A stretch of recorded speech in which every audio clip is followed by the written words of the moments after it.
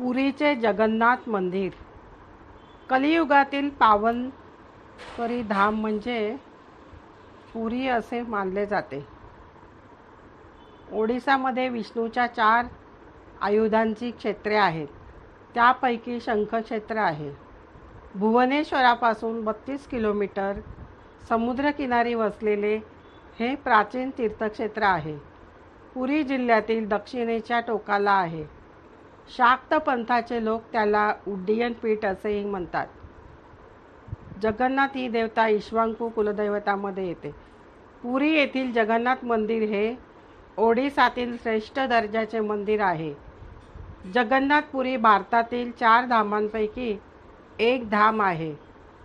जगन्नाथाचे मंदिर भारतात अत्यंत पवित्र मानले जाते.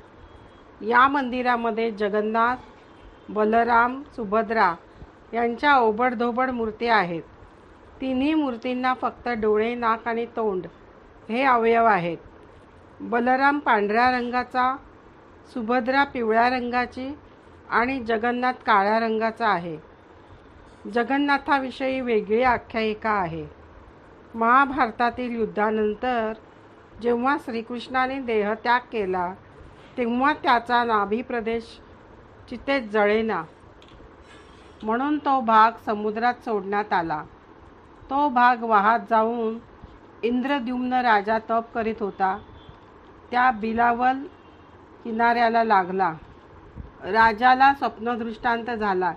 देवाने आदेश दिला, माझ्या देहाचा अवशेष लाकडी मूर्तीत बसून स्थापना करून उपासना कर.